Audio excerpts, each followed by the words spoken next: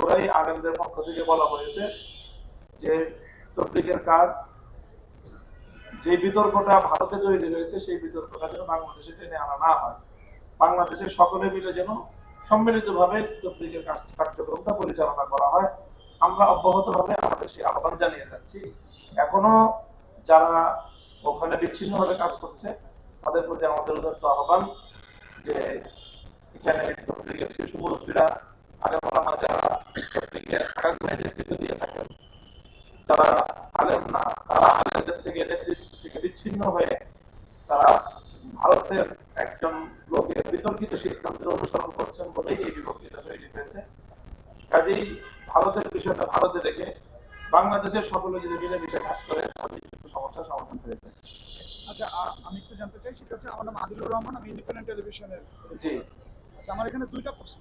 একটি হচ্ছে গতকালকে মাওলানা সাদ সাহেবের পক্ষ থেকে একটা খোলা চিঠি দেওয়া হয়েছে এবং সেই খোলা চিঠিতে তারা হচ্ছে আপনাদের প্রতি আহ্বান জানিয়েছেন যে যে মতামত মানে যে দূরত্বটা আছে সেই দূরত্বটা কমিয়ে যেন আসলে তারাও তাদের মতো করে ইস্তেমা করবে এবং হচ্ছে আপনারা যারা আছেন তারাও ইস্তেমা করবেন, এই দূরত্বটা কমিয়ে নিয়ে আসার কথা তারা একটা খোলা চিঠির মাধ্যমে জানিয়েছেন।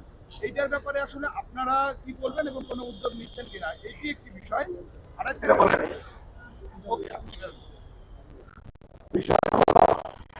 এটাই তো ছিল পরিবেশ পর্যন্ত, এবং রাষ্ট্রীয়ভাবে সরকারি উদ্যোগেও এটা একটা সিদ্ধান্ত ছিল যে মীমাংসা হবে। কিন্তু এর মধ্যে সরকারি সকল আয়োজন, সকল আলোচনা রুদ্ধ করে দিয়ে রাতের অন্ধকারে হামলা চালিয়ে আমাদের 3 জন ভাইকে হত্যা করা হলো। এখন সেই রক্তের উপর দিয়ে আমরা কিভাবে তাদের সাথে আলোচনা নিতে পারি? এই জন্য আমরা বলছি বারবারই যে আলোচনার জন্যই তো আমরাই উদ্যোগ নিয়েছিলাম এবং আমরা এখন আলোচনা চাই, কিন্তু না করলে 5,000 লোক সেখানে আহত হয়েছে, সেখানে প্রাণহানি ঘটেছে, আবারও 2024 সালে একই ঘটনা ঘটলো। এই জন্য আলোচনা বিচার করা। আমার দ্বিতীয় যে প্রশ্নটি সেটি হচ্ছে যে যেদিন মাওলানা সাদ সাহেবের যাদের বিরুদ্ধে মামলা দায়ের হয়েছে ঠিক ওই দিন দুপুরবেলা তারা একটা সংবাদ সম্মেলন করেছিল মিরপুরে, এবং সেই সংবাদ সম্মেলনে তারা নির্দিষ্টভাবে আসলে আপনার দিকে যে এই যে ইস্তেমায় যে এখন দিকের যে দুটি পক্ষ হয়েছে এবং যে সংঘর্ষ, এর জন্য আসলে তারা আপনাকে দায়ী করছে যে আপনার জন্য এই সংঘাতের দিকে আসলে গেছে। এই বিষয়টা আসলে আপনি কিভাবে ব্যাখ্যা করবেন এটি একটু আসলে আমরা জানতে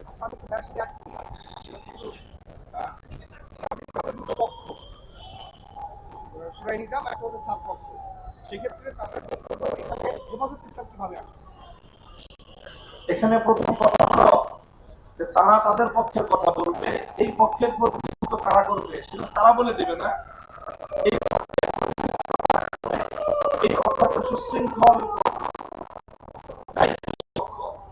এখানে প্রত্যেকে যার যার দায়িত্ব পালন করছেন। এখানে ইনডোর দায়িত্বগুলো পালন করার জন্য তাদের পক্ষ থেকে প্রতিনিধিত্ব করার জন্য এখানে মিডিয়া এবং সংবাদ মাধ্যমে কথা বলার জন্য, মাঠে কথা বলার জন্য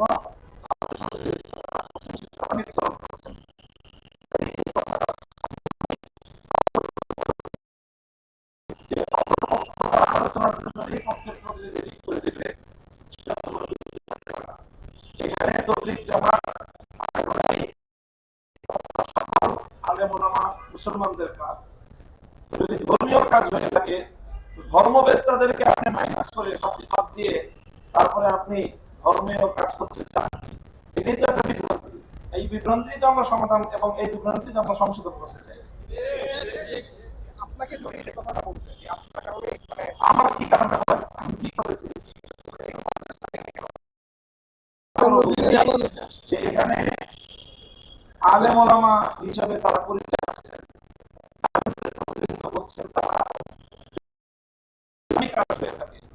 ইসলামিক কাজের নেতৃত্ব দিবে কারা, সিদ্ধান্ত দিবে কারা, ফয়সালা দিবে কারা, কোরআন সুন্নাহ যাদের কাছে আছে তারাই বিষয় মীমাংসা করে সিদ্ধান্ত দিবে। আমাদের এই পক্ষের যারা মুরব্বী আছেন তারাও সকলে আলেম এবং সেই আলেমরাই নির্ধারণ করছেন যে কোন কাজটুকু প্রতিনিধিত্ব কারা করবে। এবং বাংলাদেশের উল্লেখযোগ্য কোনো আইনি তাদের সেখানে নেতৃত্বের দায়িত্বে নাই। এই জায়গাটা থেকেই তো তারা বিভ্রান্তির পথে গিয়েছে।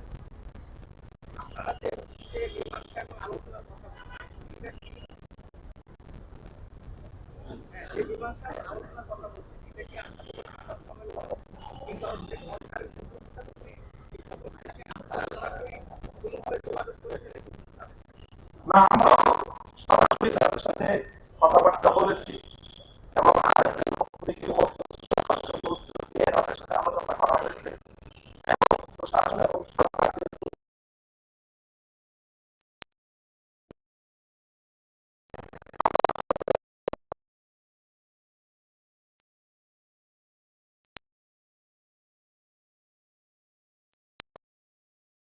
হচ্ছে কিনা, মানে 31 জানুয়ারি যে ইজতেমা হওয়ার কথা ছিল সেটা হচ্ছে কিনা, কারণ দুটি পর্ব। আপনাদেরটা হচ্ছে 31 জানুয়ারি থেকে 2 তারিখ এবং অন্য তথ্যটা হচ্ছে 7 থেকে 9। ইজতেমা আসলে হচ্ছে কিনা 31 জানুয়ারি থেকে প্রথম ইজতেমা হচ্ছে ইনশাআল্লাহ। কোনো কথা নেই, কার্যক্রম ইনশাআল্লাহ ঘোষণা ছিল। সেই ঘোষণার বিষয়ই তো আমাদের 17 ডিসেম্বরের হত্যাকাণ্ডের পরে পাল্টে গেছে। সেই 17 তারিখের এই হত্যাকাণ্ডের পরে যাদের হাতে টঙ্গীর ইজতেমা মাঠ সাধারণ নিরীহ মুসল্লিদের রক্তে রঞ্জিত হয়েছে, তাদের আসলে সেখানে ইজতেমা করার নৈতিক কোনো অধিকার থাকে না।